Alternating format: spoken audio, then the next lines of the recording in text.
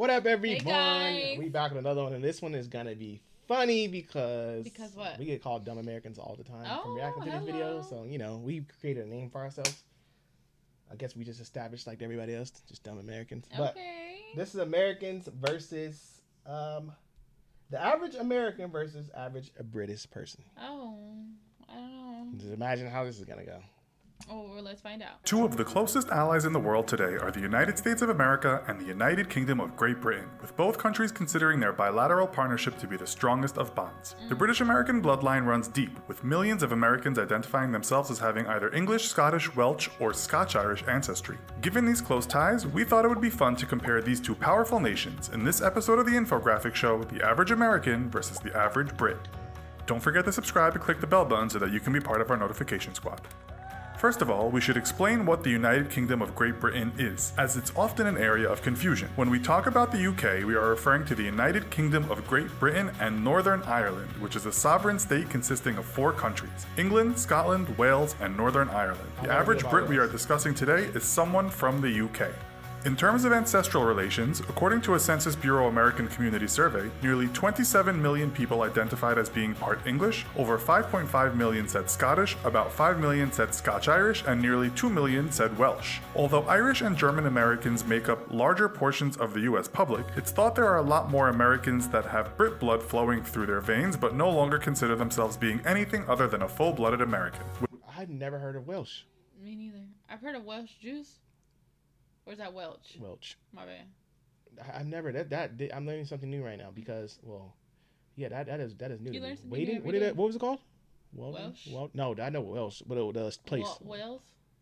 Yeah, Wales. Yeah, I've never heard of that. With this in mind, we'll start with some comparisons of a physical nature. The average Brit stands just a fraction taller than the average American, with the BBC lately reporting that the average man in the UK is now 5 feet 10 inches and the average woman is 5 feet 5 inches. American men average 5 feet 9.5 inches and American women 5 feet 3.5 inches. Both countries are considered to be not so well proportioned when compared to other more developed nations, with a new report from the Institute of Health Metrics and Evaluation stating that the USA is in 18th place on the world's most obese nations list. Well, that's great to know. 18th place? 18th place. I didn't even know there was more than 5. I didn't think we was go. Okay, that's not. But how many on that chart? That's the thing. I'm like 18th ain't too bad. I thought we'd have been like number 1, number 2. I mean, I guess that's a good thing that we're not number 1 or number 2. Yeah, that's what I'm saying. But I thought we would have ranked pretty high. It depends on how, like I said, It's how the high it dressing is. for me. I'm looking at the difference of the dressing. Yeah, also. they trying to play us right now. Yeah, short skirt. You know, acting like they over here all covered up. The man got hips, got You know. they all slender. Only Egypt was the other populous nation in the top 20 countries, which was filled mostly by countries in the South Pacific. The UK, however, might also need to get in shape, with reports stating that obesity is a national tragedy, and that by 2025, the UK will be the fattest country in Europe. According to the Centers for Disease Control and Prevention's latest report, the average American male is now 195.7 pounds, and the average woman is 168.5 pounds. The average British man is 186.2 pounds, and the average woman is 154 pounds. Does the fact both countries are perhaps on the heavy side influence life expectancy? American men on average will live to 77.11 years, and American women 81.94. Citizens of the United Kingdom can expect to clock out at a similar age on average, with male life expectancy standing at 79.1 and female life expectancy 82.8. The median age, meaning half the country is older and half the country younger, is 37.8 in the USA for men and women, and right on 40 in the UK. You know what they need to stop doing? The UK, y'all need to come over here trying our food. That's why y'all cutting off y'all life expectancy and catching up to us. Quit coming over here trying it. It's delicious. Don't get hooked. Just taste it and go back. Y'all starting to come over here and get our traditions, and y'all leave it alone. Leave it alone. That's what it is. That's why they catching up to us. They gotta leave it alone. Our food's not good though. It's bad for us. They be eating it. We reacted. They be over here tasting it. They be tasting it and they get hooked. They let that salt get to them. Which country is making more babies at the moment? Current statistics state that the US and UK are similar here, with births per woman in America averaging 1.84 and in the UK 1.9. Marriage rates have decreased in many developed nations over the last few decades. According to the CDC, in 2015, 6.8 people per 1,000 of the total population tied the knot in the USA, while in the UK that number was 4.5 per 1,000. Around 42% of UK marriages end in divorce, with almost half of US marriages ending the same way. On that sobering note, we'll take a look at money matters. In terms of industry, both nations are considered champions of the world, but according to the United Nations Economic Commission for Europe, the USA citizen grosses a higher salary than the average UK person. The average gross salary in the USA was the 5th highest in the world at $4,893 per month, while the UK sat in 14th place on the list with an average of $3,461 per month. I don't think I want to compare this though, because we've seen how they get their vacations and Yeah. Also, their stuff is cheaper too. right. I'll take that The money over. is different, so I Forget don't know. that. The more money, I want they system. I don't care about that. Give me what they got going on.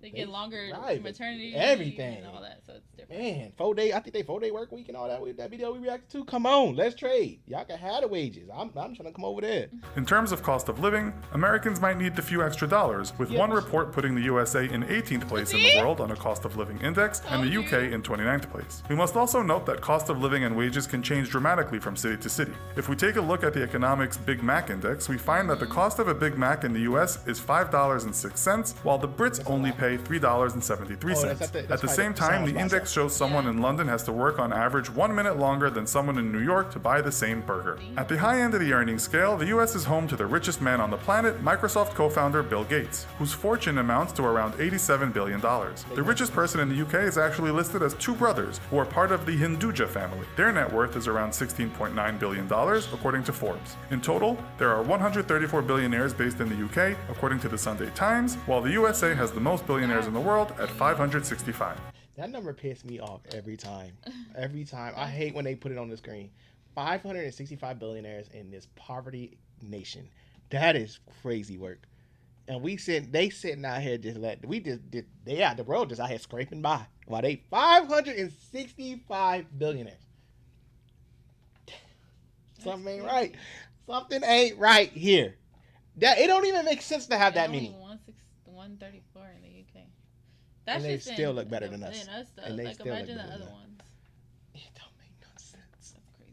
I thought they was gonna give us some other numbers. I didn't know we was going in this type of video. I thought we was gonna talk about like us just being like dumb, not this.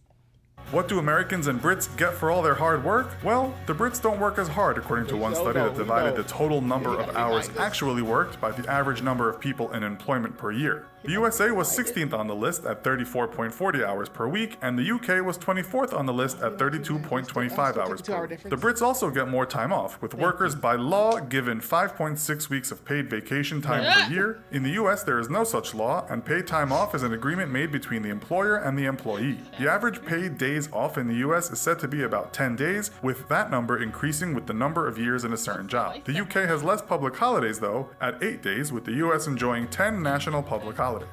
Americans may work harder, but they also seem to be getting more for their buck. While the British public have been dealing with drastically increasing property prices, they also live in very small abodes. Studies have found that Britain's houses on average are some of the smallest in Europe at around 818 square feet. American citizens on average can enjoy much larger living areas, with the average house size being around 2,160 square feet. The US also has more in terms of vehicle ownership. America is third on the list of number of vehicles owned per 1,000 people at 797, excluding motorcycles and anything else on two wheels. The UK lies in 34th place on the same list with 519 vehicles per 1,000 people. Rising property prices, expensive cars. What does this mean in terms of borrowing money? Household debt statistics, which is measured by all money owed to financial institutions, whether it be for a house or a BMW, has both the UK and the US in the top 10 countries of the world. For 2016, the UK was in 6th place on the household debt list, and the US not far behind in 7th place. UK citizens looking for a higher education and a good start in life might also have to take on a lot of debt before they actually embark on a career. While much of Europe enjoys a free ride or low-cost higher education, England is now said to be the most expensive place in the world to get a college degree. The latest reports state UK nationals attending an English university can expect annual tuition to be $11,715 compared to the $9,410 Americans pay on average per year. On average, the class of 2016 in the USA owed around $37,172 in loans, while students graduating from a university in England could expect to owe as much as something in the region of $40,000 to $55,000. Scotland, Wales, and Northern Ireland all have cheaper university tuition fees or no tuition fee for Scottish people studying in Scotland. Students may still have to borrow to study though, with a recent report by the Student Loans Company stating the average student debt in Northern Ireland and Scotland was around $26,000 and $15,000 respectively. The Welsh have part of their tuition fees paid for by the Welsh government, but students still rack up debts on average of around $24,000. UK citizens may take some comfort in matters of healthcare, with most costs covered by Britain's National Health Service. Americans are not so fortunate, with an article in The Atlantic this year stating that more than a quarter of Americans said that someone in their household was struggling to pay off crushing medical debts. That is crazy. These videos are mind blowing. But it has its pros and cons for both They sides, do. though. That's They what do. sucks, because it's like I said, they're in. I mean, not trying to sound dumb or anything, but I think that's why for the UK, their houses are different because they're, like they said, they're made out of like brick, stone, and all that. Where ours is Wood. primarily made out of wood.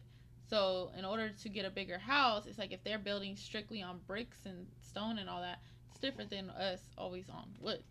But I wonder. I'd still pick UK cons over Oh, there heck yeah. because it's not that. I wonder what the and I know probably one of you guys will answer, if the cost of living in the UK is going up because Americans are leaving. Yeah. They have done statistics on Americans Definitely. leaving to different places, and I wonder with America like probably going to where they're at, they're saying, "Oh, we gotta increase," because they do that. You know, some places like with for example, here in Texas, this from California, a lot of people are Arizona. flocking to Texas. It was Their Arizona, cost, Texas, and Atlanta. it's still not as bad as where we're from, California, but But they're saying, "Oh, they're coming, They're so like, we gotta stop coming! You guys are raising everything or raising taking everything." And then I know one state, I think it was Tennessee or somebody was complaining because a lot of California people was starting to come out there. They was like, stop coming over here. So I wonder if if that's what's going on with the UK. They're saying like people are coming, let's raise some stuff up because it's starting to get over, populated maybe, or it's just too many people. Definitely let us know what you guys thought about it down below in the comment section. Give us your pros and cons, what you feel is worth it and what's not worth it, and all that good stuff. Thank y'all for tuning in.